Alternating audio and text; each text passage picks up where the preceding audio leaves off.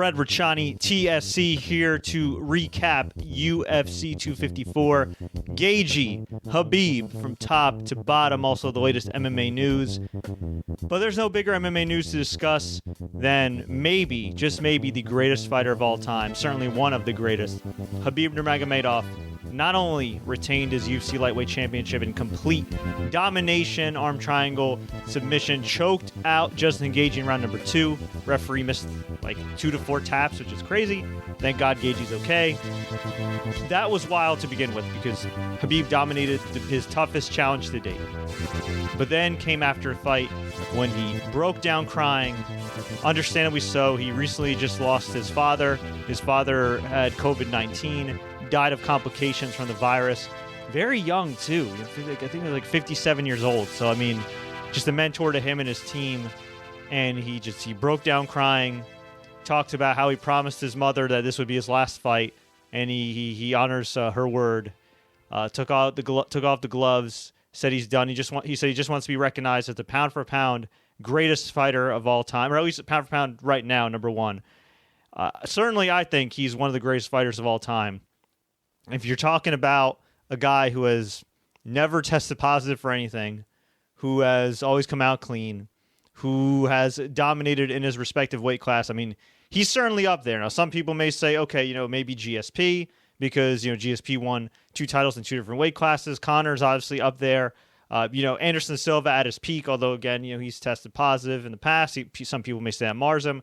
John Jones, obviously, maybe the most talented fighter we've ever seen, but, again, he's got that unfortunate red mark with all the USADA stuff. So if you're talking about a guy that, as far as his record, is unscathed, there's no real controversy or anything in his respective weight class, 29-0, Khabib Nurmagomedov, man, I mean, unbelievable. I think definitely at this point you could say the best lightweight of all time, without a doubt. The guy beat Poirier. The guy beat Connor. The guy beat Gaethje. What else can you say? Honestly, what else can you say? I mean, lightweight division historically has been maybe the most competitive, dangerous division in the UFC for well over a decade. And, I mean, man, what can you say other than bravo to Khabib? Did an absolutely phenomenal job in the fight. Took some shots from Gaethje, but eventually got him down. And, it's just crazy. I mean, Gaethje is, for people that aren't familiar with Gaethje, or maybe are only familiar with him from the Tony Ferguson fight, I mean, I was actually there live in attendance for his World Series of Fighting / PFL debut in Atlantic City. And I remember, nobody knew who the hell this guy was, and he looked phenomenal. He went on an absolute tear in WSOF, went to UFC, went on an absolute tear. Stumbled a bit, because he got a little reckless, especially in that Eddie Alvarez fight, but he cleaned up, some of the holes in his game, and he looked great against Tony Ferguson, who, let's keep it real here. Other than Khabib, Tony Ferguson might be the greatest lightweight in UFC history, at least in recent UFC history. I mean, obviously, Gaethje certainly belongs in that conversation too, but wow. Just wow. And, my heart breaks for Khabib because obviously it's very depressing. It's been a depressing year for a lot of people, and, for him to be one of just many millions of people that have lost loved ones due to this horrible virus and everything, it's heartbreaking. It really is, and you feel for the guy. But, you also got to respect the guy for keeping his word, for honoring his father's legacy, and, for being humble and just saying, look, Justin Gaethje's a great fighter. I beat all these guys, but it's time for me to go. And I believe him. I really do. I don't think he's a guy that's really motivated by money. Look, obviously, you put enough zeros in front of a guy, eventually they're going to blink. And maybe, just maybe, GSP and a lot of money could lure Khabib to one more fight to possibly get that perfect 30-0 record. And maybe they do that fight at 165, 170. I don't know. Maybe GSP freaking cuts down. I don't know. It seemed like that was the fight he wanted for a long time. And, for whatever reason, Dana White didn't make it happen, probably because he didn't feel like paying GSP, unfortunately. So what can you say? What can you say other than an incredible legacy for Khabib Nurmagomedov? If this is it for the Eagle, I mean, my God, what a legacy. What a legacy. I got nothing but respect. So the official result is Khabib Nurmagomedov via triangle choke, technical submission, round number 2. Bravo, Khabib, but there's a lot going on still, folks. There's a lot going on because not only did we have this fight, which was a hell of a fight while it lasted as far as just the intrigue and everything, but ended up being complete domination for Khabib, but we had a really good co-main event. At least I thought it was really good. Robert Whittaker defeated Jared Cannonier via unanimous decision. One of the rare fights we get where it's number 1 versus number 2, and the winner should, I repeat, should be the clear-cut number 1 contender for the title. Robert Whittaker got the win. Cannonier was coming on strong at the end of round number 3, but Whittaker tied him up, against the cage, avoided the danger, got the win. And I got to say, I mean, Robert Whittaker is already a champion. He's already been through a lot of wars, but he has looked hella improved these last couple of fights. The Darren Till fight, I was legitimately worried about the guy because he just hasn't seemed like himself, and obviously he went through a lot of health issues. There were rumors his daughter had health issues, and seems like everything, thank God, is good on his end. But he looked really good against Darren Till in a win he definitely needed. And here, I mean, he looked like a championship contender and like a former champion. But this is the thing. Do you do Robert Whittaker versus Izzy Adesanya, or do you pay Izzy and Jon Jones stacks of money to do a super fight? If I were UFC, I would strike the iron while it's hot, do Jon Jones versus Izzy.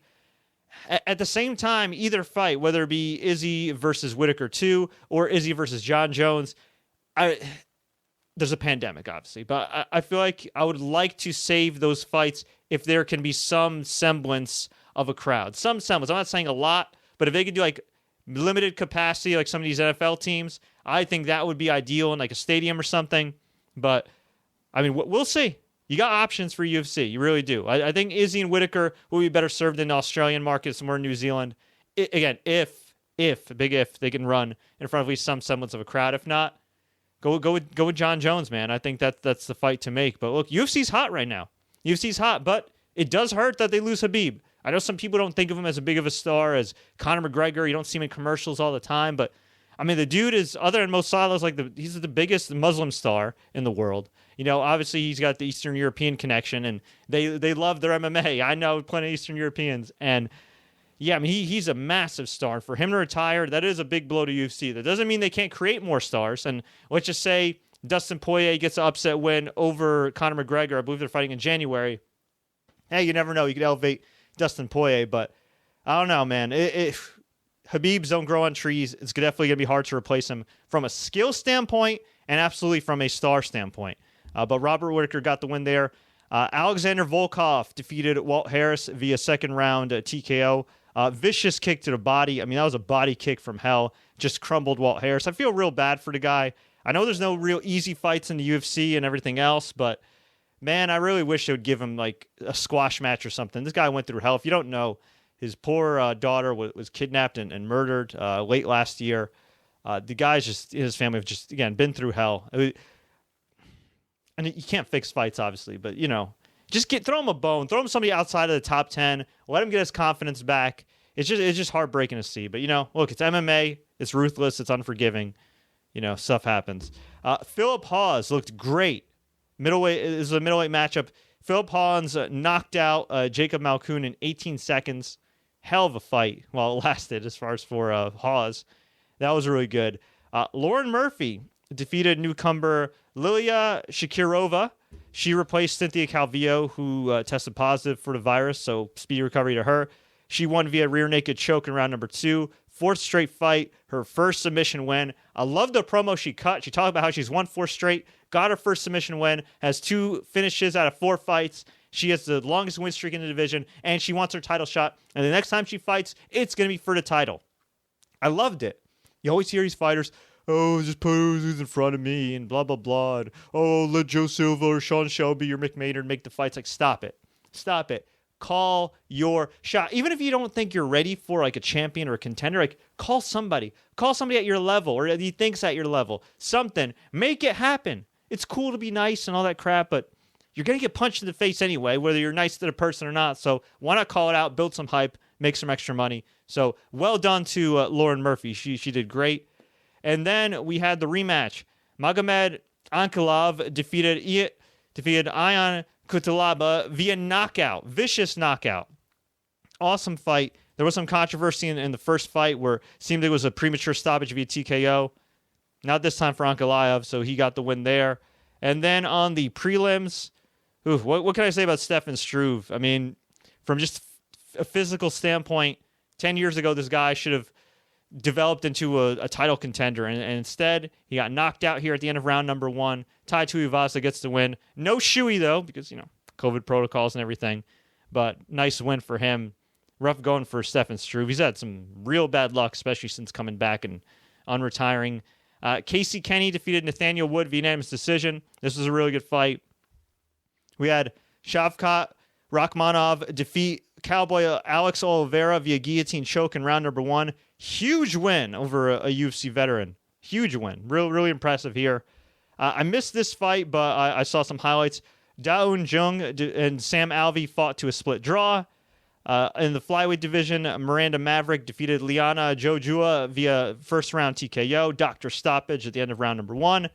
And we had Joel Alvarez defeat Alexander Yakovlev via armbar in round number 1. So overall, I mean, a lot of finishes here. A lot of finishes. And if you look at the main card, since, obviously that's the part that everybody pays for on ESPN Plus or wherever you're ordering it. I mean, finish in the main event, finish in the middleweight bout, finish in the flyweight bout, finish in the opener. So, I mean, that's a whole lot of finishes right there. So overall, I got to give this pay-per-view a thumbs up. Obviously, I think most of us were expecting a more competitive fight with Gaethje and Khabib, and the odds were shifting here and there. But look, it's Khabib, man. He's going to make everybody look bad. As for what's coming up next week we have Uriah Hall versus Anderson Silva. Anderson claims this is his last fight. I'm not going to lie. I'm still kind of bitter at UFC for not booking Anderson Silva, even an older Silva versus an older GSP.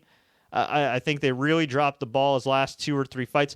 The Izzy Adesanya fight was a nice, fun fight, and actually he looked better than a lot of middleweights have against Izzy. So shout out to the Spider there. But look, say what you want about some of the the past USADA stuff. Like, he's still a legend. He's a guy who's made the UFC a lot of money, helped them grow in Brazil, and this is a nice kind of dream fight between Uriah Hall and Anderson Silva. But looking back, I mean, for them to book him against Jared Cannonier, and I think they booked him once against Derek Brunson, like, I don't know. I think sometimes they got to take the Bellator, DDB route, like book these legends against other legends or some more dream fights. But look, it is what it is. What's happened has already happened, and Uriah Hall versus Anderson Silva, I think, is a fun retirement fight for him. Well, it might be fun unless he gets knocked out. We also have another fight night coming up the following week. Hopefully, this doesn't get cursed again, because there were all kinds of scares of COVID-19, and this has been rescheduled multiple times due to injuries, all that jazz.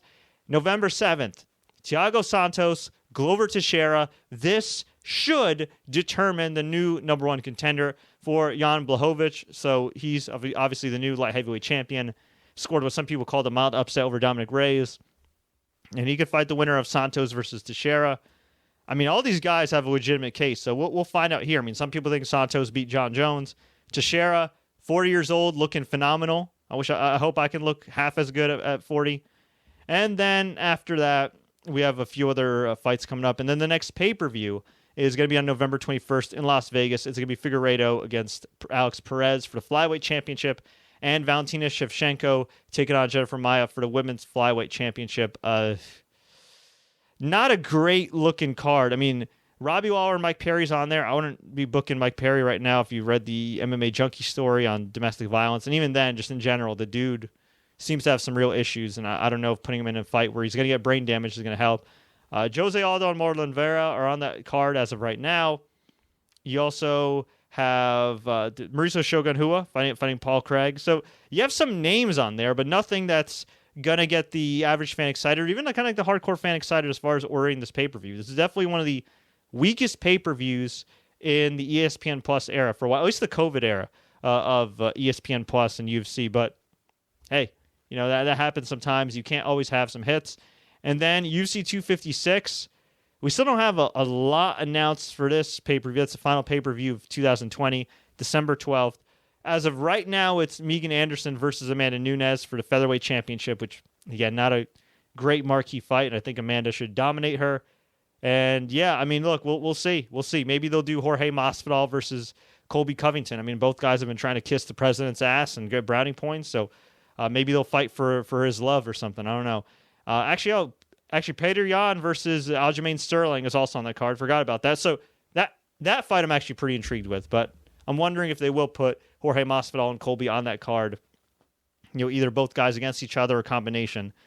And in a few weeks, Hamza Chimaev fighting Leon Edwards. I feel like that's a massive, massive, massive step up for. I feel like that's just a massive step up for Chimaev, but also a very risky fight for Leon Edwards.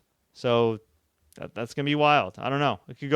Honestly go either way. I mean, Chimaev could be stepping up way too fast, way too soon, or Leon Edwards could be taking a massive risk and you could lose that number 3 ranking right away, which is crazy. Can't remember a guy getting fast-tracked like this, but hey, he looks good so far. So let's go to some of the comments. I'm telling you, after retirement, McGregor is the new champion. I think McGregor right now kind of needs to get his ish together. I mean, I know he's fighting Poirier, but he's got a lot of legal issues. There's some other stuff going on, I'm sure. Well, we'll see what happens with him.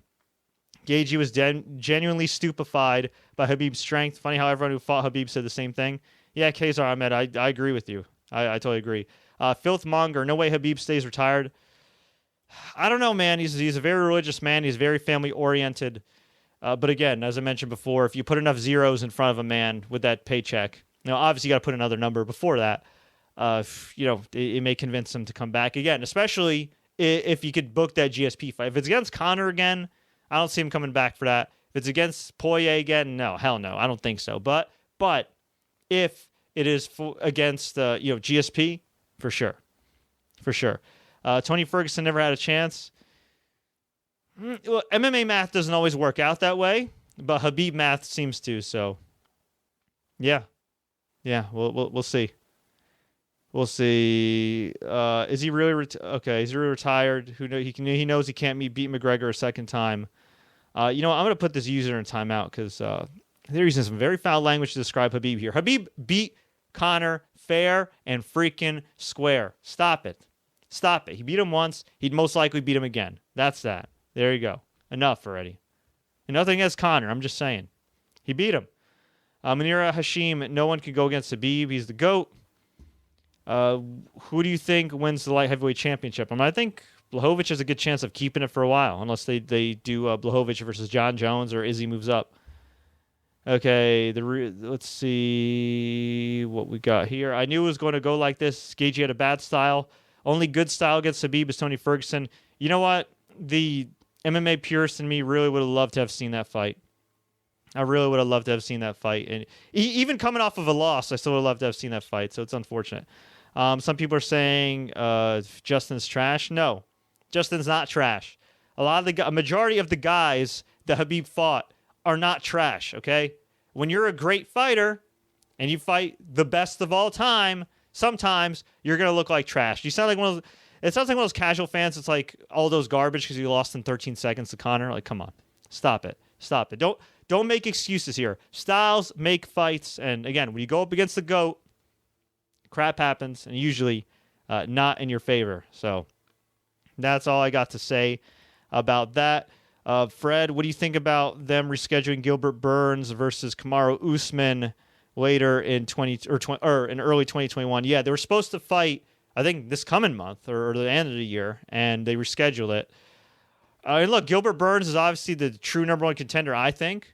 Now, if there's some strange circumstance where Colby and Masvidal fight and the winner happens to be ready before maybe Gilbert Burns, I don't know how that would work out, but you never know. Look, if logistically and fairly to the winner of Covington versus Masvidal, you could book one of them versus Usman in a rematch, I'd probably do that over Gilbert Burns as from a marquee standpoint. From a pure contender standpoint, yeah, it would make sense to still do Gilbert Burns versus Kamaru Usman. Plus, they used to train together. So just from a hardcore MMA's perspective, I know not a lot of people really, or feel for Gilbert Burns one way or another. I would actually like to see that fight. I think it's definitely very intriguing. But, I understand why some people wouldn't. And, so overall, what can I say? Hell of a night for the UFC, or I guess hell of an afternoon, an evening if you're talking about the East Coast. Congratulations to Khabib Nurmagomedov on a hell of a career. And somebody's asking here real quick, who would I see winning the lightweight title? Oh, actually, I didn't even think about this. If Conor and Dustin are going to fight at lightweight, and the last time I checked, they were going to fight at welterweight. assuming they fight at lightweight, you just make that fight for the vacant lightweight title. There you go. Problem solved. After that, I don't know. I really don't know. You know what? Let's look up, before I go here, let's look up top 10 lightweight rankings, UFC. I'd really like to get Ferguson back in the mix, but the problem with Ferguson is that, he's having some it sounds like he's having some contract issues with the UFC, because even though UFC is making God knows how much money right now, they're still being very cheap with their fighters. So hopefully Tony can come back and he can get a good payday.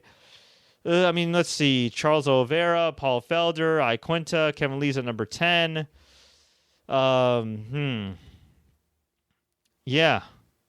I don't know. I think logically it has to be Conor versus Poirier for the interim title, or not the interim title, the vacant title at this point. And maybe have Tony Ferguson and Michael Chandler as a backup. Actually, I should mention too, Michael Chandler, the Bellator legend, the former champ, he made, I guess, his UFC on-screen debut during UFC 254, talked about how he's ready to step in and fight in the deep waters of the lightweight division. I think he's been one of the best fighters in that division over the years, and I'm very happy for him. Met him a few times. It's crazy. I've covered Michael Chandler's fights live for over 10 years now. I feel old as hell, but it's great to see his development. And yeah, look, he lost to Patricio Pitbull in Bellator. A lot of people have lost to Patricio Pitbull, so no shame there. I think he'll do very well. I think for me, the key is not, I think skills wise, everything else, like conditioning, he's absolutely a top 10 UFC lightweight, and I think he can hang. The key is, how's his chin going to hold up after being in a lot of wars over the last decade in Bellator? So we will see, but I wish him the very best. So I don't know. I would like to see, I guess, Poirier versus Conor for the vacant lightweight title, and then maybe you book Michael Chandler versus Tony Ferguson if you get those contract mumbo-jumbo out of the way and straightened out, and then from there, the winners of those fights will fight each other. We'll see. But folks, I'm going to get out of here. If you enjoyed this recap, please like, share. Don't forget to subscribe and turn on notifications. We'll be having live pre- and post-fight coverage of Bellator MMA coming up this week. And obviously, we got you covered when it comes to UFC. So until next time, everybody, as always, enjoy the fights. And again, congrats to Khabib on a phenomenal, legendary, one-of-a-kind career. Facebook, thanks so much for watching, too.